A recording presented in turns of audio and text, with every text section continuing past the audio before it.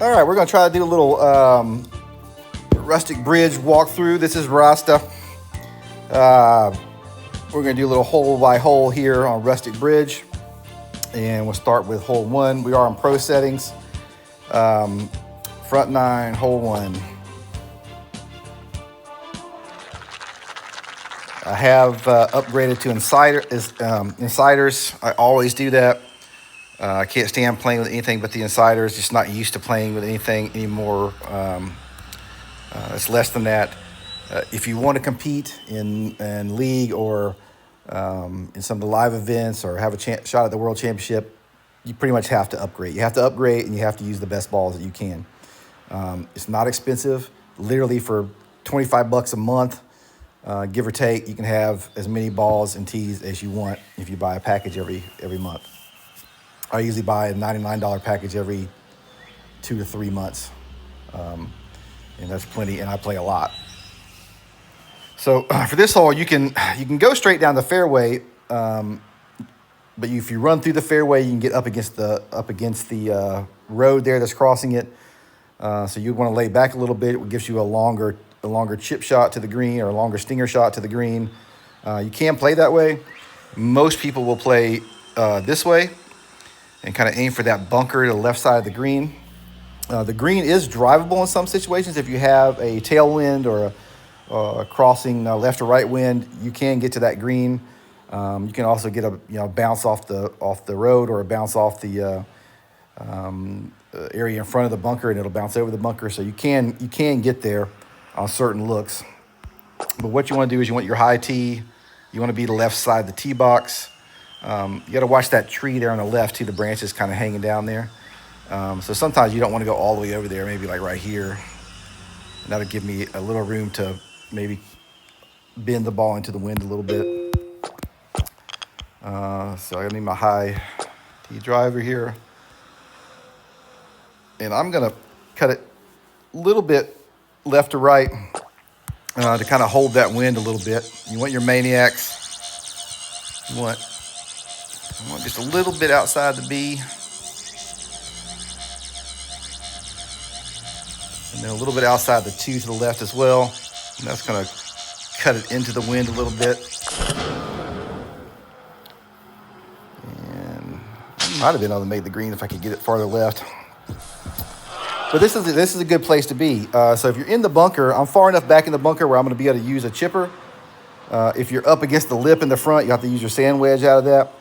Kind of the rule of thumb, by the way, for sand wedge, if you have to use the sand wedge out of the bunker, is the yardage times 2 plus 10%. So in this case, it would be 64% plus 10, so 74%, give or take, maybe a little less, 72% if I was hitting a sand wedge out of here.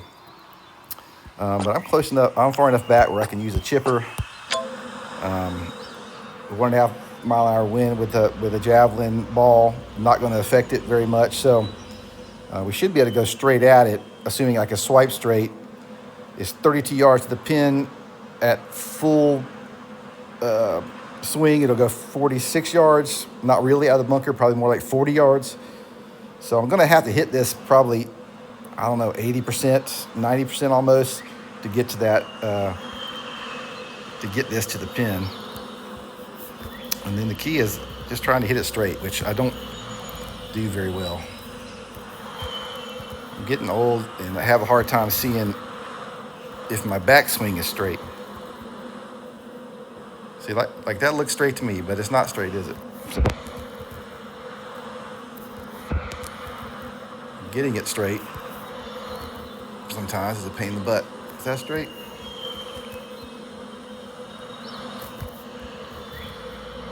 There we go. So I'm going to go, I think like 80, 85%. I want to make sure it gets there. I don't want to be short.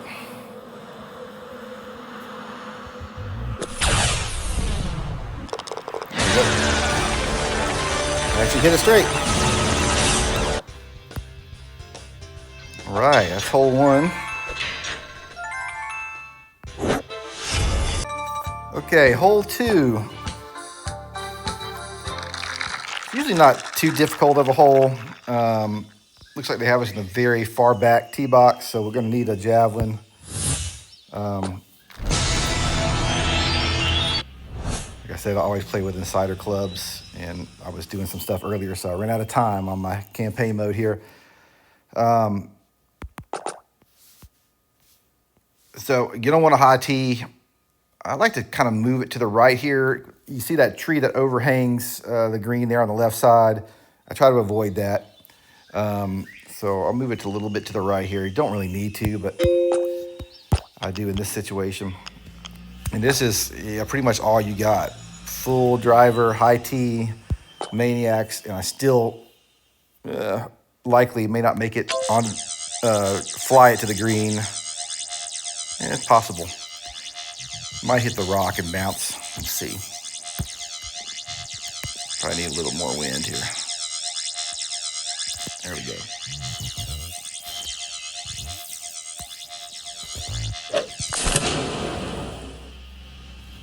Oh, we're good. Might be too much there. Nope. So it's actually kind of nice when you hit the front of the green there. Slows it down a little bit. You don't have to worry about going over. You don't want to go over on this green. Big slope down there, and it's a stroke. You're going to lose a stroke. And I am not a turn putter. I just pull it back and swipe it right or left based on how far it is in the break.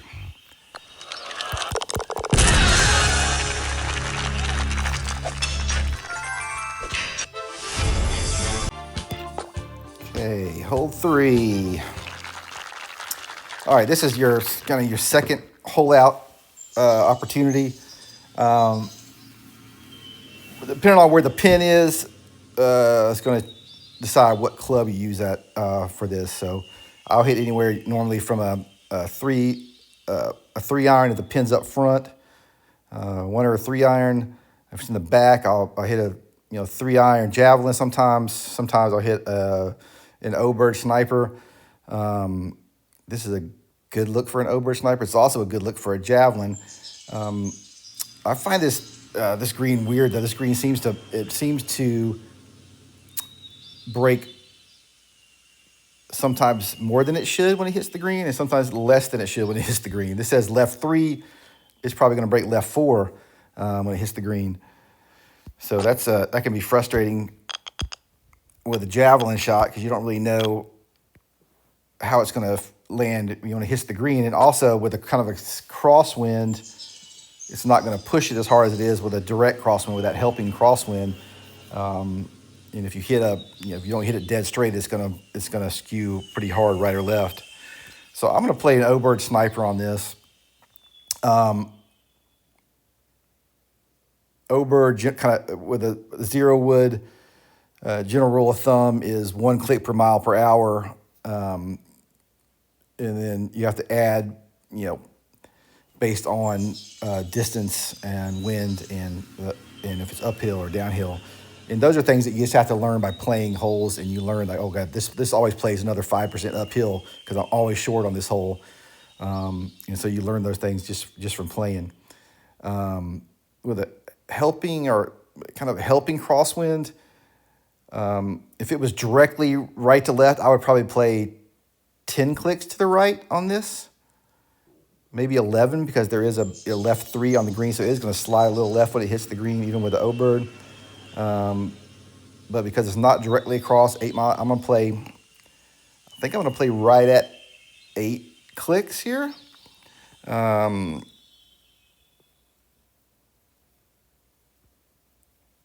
about 8 clicks to the right. And O-bird sniper. Math kind of on an O-bird, the general math on it is 30 yards per 10%. So 50% is a 150-yard shot. And then with the O-bird, you have to add another 10%. So 50. If it was a 150-yard shot, I would hit it 60%. So 50 plus another 10%. And then plus or minus for obviously elevation changes or wind or those sorts of things, but a lot less adjustment with an O-bird than you would with, like, say, a 3 iron or a 2 iron.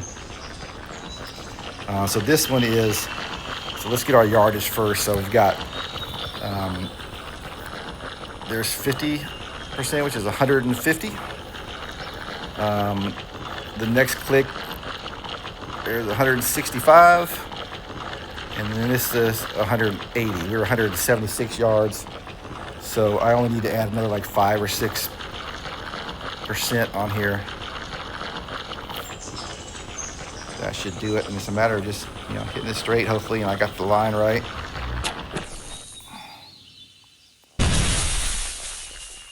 Oh! I needed 1 more percent. Not even 1%, maybe a half.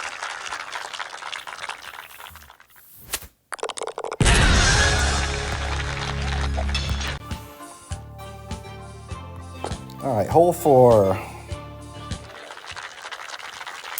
All right, so this hole, if you have a really good tailwind, you can drive it all the way down to the end of the fairway, get out past the trees, but you need like a 15-mile-an-hour tailwind. If I hit this right now, I'd have to end up hitting some kind of weird slice around the trees to get to that pin, because the pin would be tucked behind them where it is right now. Most folks will play right to this spot right here. And it could be anywhere from a 7-iron to a 9-wood or so shot to get it over here to where you need to be. I'm gonna hit a 4-iron sniper because I just wanted to sit where it lands, and I'm not gonna hit it 100%. I'm gonna hit it like 95%. And I'm gonna show you where on here that you want to be. There you go. See where that marker is? And I'll show you when we get a chance to look. It still shows it. It doesn't show. Oh, there it is. Yeah, you see it kind of side of you there. There's a yardage marker on the edge of the green. It says 200 yards. This is where you want to be, right kind of by this marker. Even a little short of that marker is good as well. And then you have a shot here at the green with a lofted wood. So here we got a 5-wood. We got a wind pushing it to the left a little bit. Pins in the front. It does play a little bit longer than you would think on this hole. Not a ton longer, but a little bit longer. So I could play a sniper here. I think I'm going to try to play a grabber. See if I can't get it to come back towards the hole a little bit. So I'm probably going to be a little long.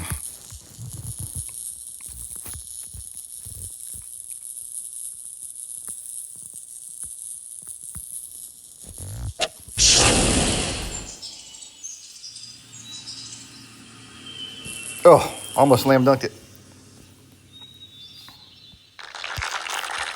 But that's how you play this hole, and it could be anywhere. It's usually a 5, somewhere between a 5 and a 7-wood from over there where you land. A lot of times I'll hit a javelin in here because if you get a wind in your face or something, I'll hit a javelin. All right, hole 5. This can be a tough hole.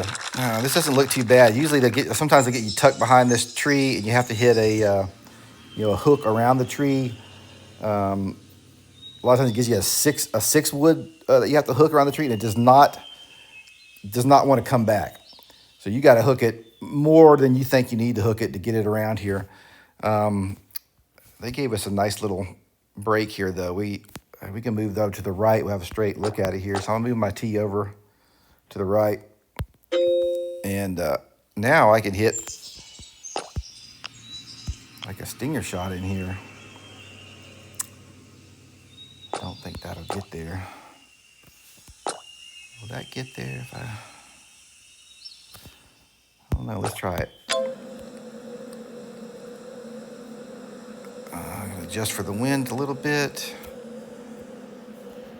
Let's see if that'll get there. I don't know if that's gonna get all the way to the edge. It should, but I might come up just a tad short.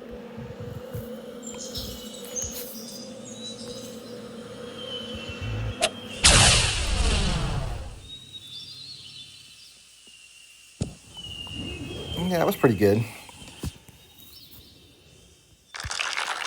Let's see if it gives us a different look. I'd like to show it with a look that's tucked behind that tree. Let's see if we can get one more look at it.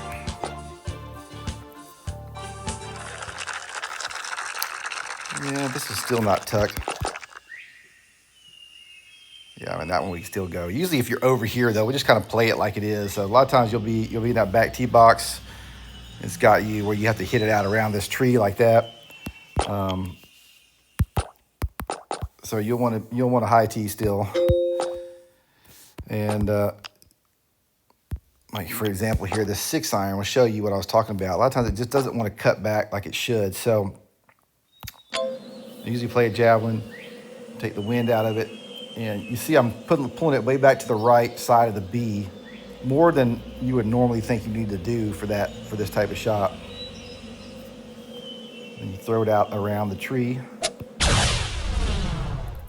And you see how that 6 just doesn't want to come back. You got to play a lot more break than you think you need to play. But this is okay, spot as well. From here, I would normally do a little sniper chipper. And I just play the yardage, so like 58 yards with the chipper. I know that the halfway point is basically 25 yards, 27 yards. I need to hit half of that basically. So 9 yards, and you give or take another, roughly, you need another 10% or so to account for the sniper shot. And I know this just by feel, so the math is a little funky, but normally I would do, this is 25, or what's this, 30%. This might be too much. I think we're right. You just skip it in there with the sniper. I like the sniper because it takes a lot of the break out of it in the wind. You can just slide it in there, and you don't risk, especially if there's something behind the hole, like a bunker or water or something, you won't risk throwing it in there. Okay, hole 6.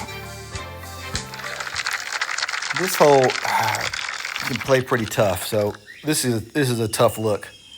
If you're in the more forward tee box, I will play usually a big, depending on what the wind is doing, but kind of some version of a C3 around the corner with a Maniacs or a Torpedo, and try to run it around that corner as far as we can. We can't do that too much here with kind of a hurting wind. Back tee box, we really want to just make sure we get over the road, and that we have a look around the corner to get to that pin. So I might play a little bit of a hook on here, but really not much more we can do. I could have laid it back a little bit further maybe, but normally on this hole I'd play like a 3-iron javelin stinger into the green.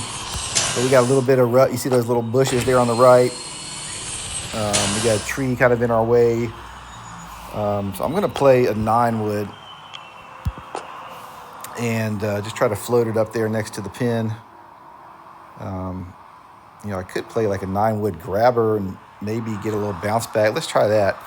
10-mile wind is going to really, really push that 9-wood. 9-wood goes pretty high. I'm going to play it, like 30 clicks out.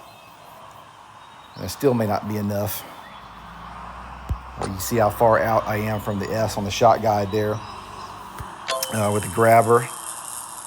And you don't need 100%. The wind's going to help a little bit. I probably only want to play it like it's a 180, 85 yard shot. So there's 100 yards. Every 10% is basically another 20 yards. So 120, 140, 160, 180. And I'm going to add another like 4% here with the grabber. Let's see if we can get it to come back to the hole a little bit.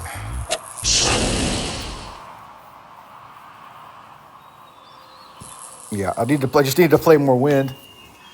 That wind really pushes the 9-wood.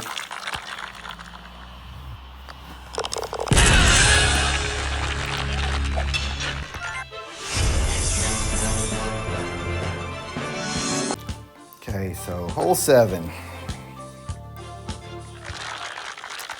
All right, this hole plays shorter than it looks. A little bit shorter. This is actually a pretty good look where it is right now. I think we could play it where it is right now with an orbits, get a little kickback, but this should carry past the hole without any special tees with the 2-iron, 11-mile wind behind me.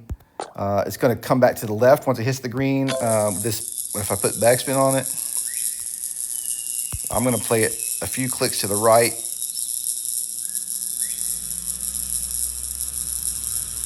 It is going to come back to the left when it hits the green. So that's about 5 clicks there. And I think I'm going to hit this almost full, like 90, maybe 99%. You have that wind behind us. I don't want to go over, which is always the danger.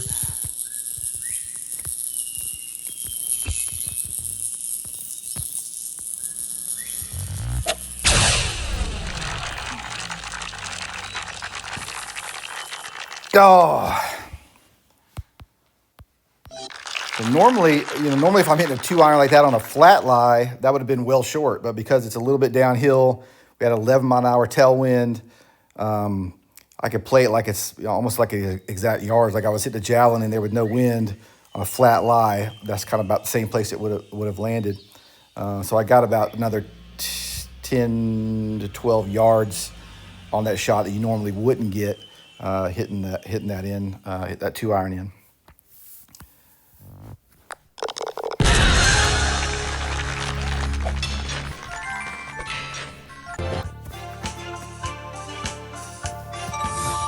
Okay, hole 8.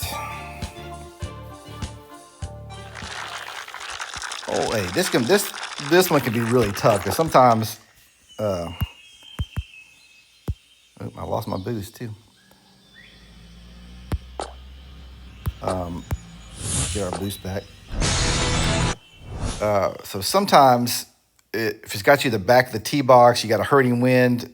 I mean, even a driver maniacs is not going to get you there. This one we've got a little bit of a helping wind. It does play longer than it looks, though. It's going to play almost 10 yards longer, just about. So, again, this pin is tucked behind that bunker. We got a bunker on the other side. We don't want to go long. I think I'm going to try to play orbits again. We got a 9-mile wind pushing us. So I'm going to play about, I don't know. This is about 15 or 16 clicks to the right. It is going to come back to the left, back up the hill when it lands. I don't want to hit this 100%. 100% I think will go into the bunker. I'm going to go like 96%. So I'm sure of that bunker.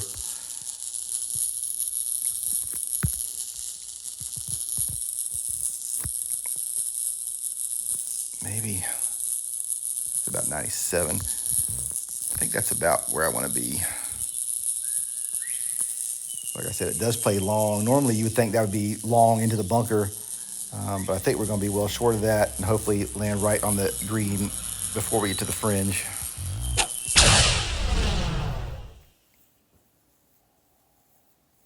No, I needed to put, probably 100% would have been good. Would have been almost perfect on that.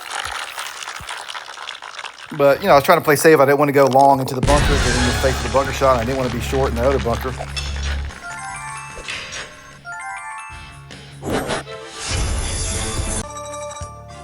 Okay, hole 9.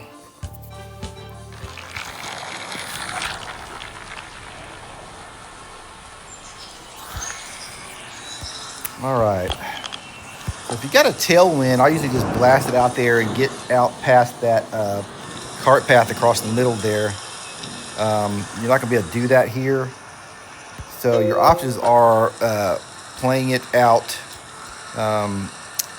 Just making sure you're right at that bunker. The ball will kick a little left when it lands.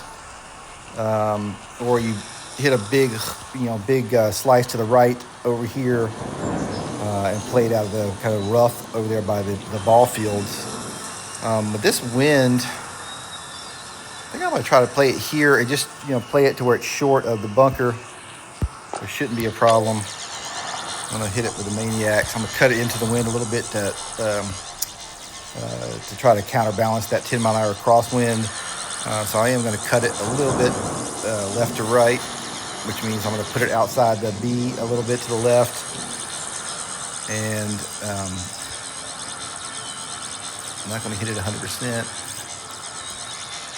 And throw it out just a tad left of the 2. And that's going to hold that wind up a little bit and negate that bounce to the left. There, you saw it bounce to the left. But if you get close to that bunker and it bounces left, you'll kick right in that bunker. And you don't want to be in that bunker. And so this gives us a nice look at a stinger shot.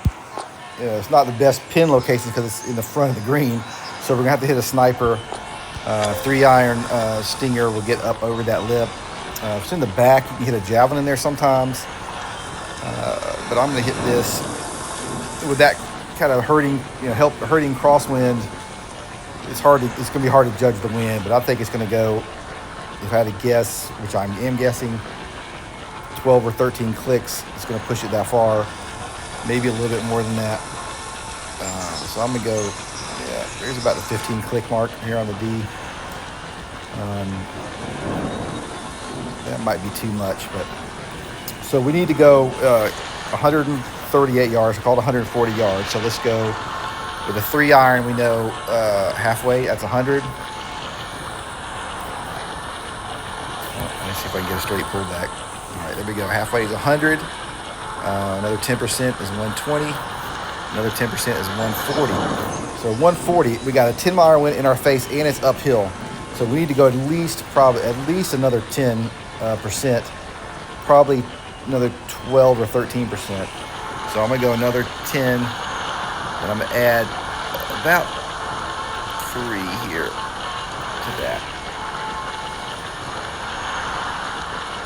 And I'd rather be a little bit long than short of the green.